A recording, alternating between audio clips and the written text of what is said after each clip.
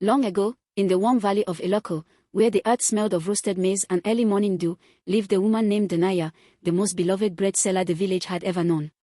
She was not rich, nor influential, nor blessed with children who could call her name. But she carried something greater. Kindness that traveled ahead of her like fragrance. Every morning, Denaya woke before dawn. She tied her wrapper, wrapped her headscarf, and lit her small clay oven. Villagers said the smoke from her kitchen rose differently, slender, gentle, curling upward as though greeting the morning sky. She kneaded her dough with the patience of a river smoothing stones, humming the soft songs her mother once sang. People said her bread tasted different, not because of flour or yeast or fire, but because it tasted of hope. And in a world where people carried silent pains and unspoken worries, hope was the rarest ingredient of all. Every morning she walked the village paths calling in her steady voice. Bread is warm. Bread is ready. Come and take strength for the day. And villagers came out smiling, whether they had money or not. For Denaya had one rule. No hungry stomach should sleep, and no empty hand should be ashamed. The woman who gave and gave. Children loved her. Women trusted her. Men respected her. Even travelers passing through Eloko asked, "Where is the bread woman?" The one who smiles as if sorrow has never touched her. But sorrow had touched her deeply. Years ago, Denaya had lost her husband, followed by the loss of her newborn child. The grief almost swallowed her. But instead of breaking, she poured her mourning into the dough she kneaded, whispering her pains into the flour, letting the oven carry her heartbreaks upward where her loved ones rested. Her bread became her strength. Her bread became her healing. Her bread became the way she stayed alive. The stranger in the evening. One evening, as the sun bled into the horizon and the sky wore its orange cloth, Denaya packed her empty basket after a long day of selling. She had one loaf left, the guardian loaf, as she called it, the loaf she kept in case she met someone who needed it. As she crossed the narrow path leading home, she encountered a man sitting under a mango tree. His clothes were dusty, his feet bruised, and his eyes heavy with exhaustion. Denaya's heart softened immediately. "My brother," she called gently, "are you well?" The man looked up slowly. "I have not eaten today." She didn't ask where he came from or why he looked like someone chased by misfortune. She simply reached into her basket and handed him the last loaf. "Eat," she said. The man accepted it with trembling hands. "How much?" "It is evening," she replied with a light smile. "Even the sun is tired of collecting payment. Go in peace." When he finished eating, he looked at her with something like guilt mixed with admiration. "You gave your last bread to a stranger." "I gave it to a hungry human," she corrected. The man stared at her deeply, as if memorizing her face. Then he said something strange. "Denaya, the world sees your giving, but destiny sees your lack." She blinked. "What do you mean?" "You pour yourself out until you are empty," he said softly.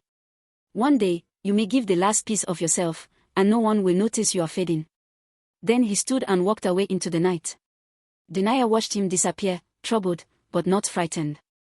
She believed in kindness more than fear. The drought arrives. 2 months after the stranger left, Eloko began to suffer. The rains came late. The wells dried. Crops burned under the merciless sun. Even the wealthier families tightened their belts. But Denaya did not stop baking. Her flour sack emptied. Her savings thinned. Her firewood pile shrunk. Yet every morning, as long as she had even a handful of flour, she baked. And as long as she had bread, she gave. "Denaya," her friend Oma cautioned one day. "How will you survive if you keep giving your bread freely? Times are hard." Denaya smiled wearily. "Times are hard because people need help. Should kindness also dry up like the stream?" But Oma shook her head anxiously. "You cannot feed everyone. One day you will collapse from hunger while feeding others." Denaya laughed softly. "If I collapse, someone will feed me too. Eloko is a village of hearts, not stones." Oma didn't argue further, but fear settled in her eyes. Because she knew. Not everyone in the world was like Denaya. Not everyone gave back. When shadows came to her door. One night, a heavy wind swept through the village, hot, sharp, unsettling. Dogs barked. Lanterns flickered. Something was wrong. Denaya was closing her windows when someone knocked on her door. She opened it. A group of villagers stood outside, faces drawn, eyes dark with despair. "Denaya," their leader said gruffly, "give us bread." Denaya's heart lurched. My brothers, my sisters, the dough did not rise today. I tried, but the flour is almost gone. I have nothing until morning. But hunger is a dangerous thing. It bends the mind. It sharpens desperation. The villagers stepped forward. You have bread, a man growled. We can smell it. Denaya froze. They smelled the small loaf she had kept for herself, a single piece she had baked from the last pinch of flour. My people, she whispered, this is not enough for all of you. But it is enough for someone, the leader said coldly. And better that someone be one of us than you. Denaya realized, with sharp pain, that hunger had stolen their compassion. She stepped aside, allowing them to search her home. They found the loaf, tore it apart, and ate it like wolves. When they left, crumbs scattered across her floor like broken pieces of trust. She sat alone and cried. For the first time in years, she cried not from grief, but from disappointment. The night of the empty oven. The next morning, Denaya lit her fire. But she had nothing left to bake. Not a grain of flour. Not a drop of oil. Not even a piece of leftover dough. For the first time in her life, her house smelled of smoke without bread. The oven heat mocked her emptiness. She sat beside it, staring into the growing flame, wondering if this was what the stranger had warned her about. Destiny sees your lack. She had given everything. And now she had nothing. The drumbeat of destiny.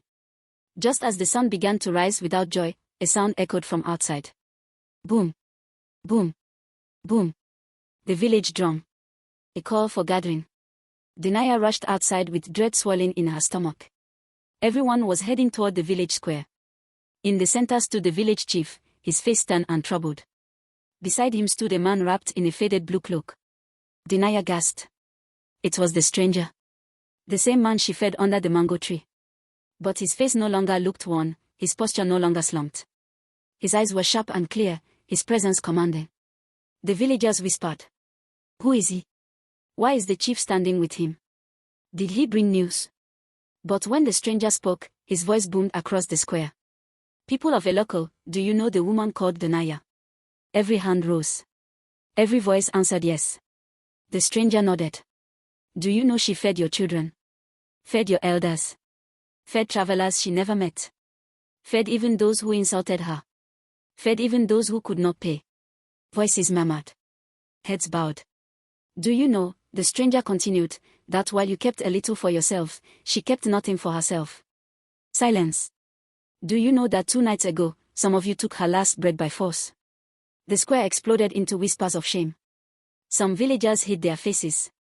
Others glanced at Denaya with guilt. She stood frozen, confused and embarrassed. The chief stepped forward. Stranger, speak your truth. Who are you? The man pulled off his cloak. And the crowd gasped. For he wore the insignia of the wandering judges of Zoraide, rare, mysterious figures who traveled across lands to assess the character of villages, rewarding those found worthy and punishing those found wicked. The stranger's voice thundered. I came disguised as a beggar to test Eloko. Only one person fed me without question. Only one heart shone in the darkness. Only one soul gave when she had nothing. His hand pointed to Denaya. This woman. The villagers bowed their heads, many trembling. She fed me, the judge said softly, and in feeding me, she fed destiny. He turned to the chief. Eloko has failed its test of compassion. But it is not yet condemned. You still breathe because of her. Then he reached into a leather pouch and pulled out a scroll sealed with gold. From the High Council, I bring a decree. Denaya of Eloko shall receive a lifelong reward, resources, grain, and wealth enough for generations. And the village shall honor her for her heart, for she alone kept Eloko from ruin. Gasps. Cries. Tears. The judge continued. But more than that, Eloko will learn gratitude. Because a village that forgets its kindest soul is a village on the edge of darkness. The rise of Denaya.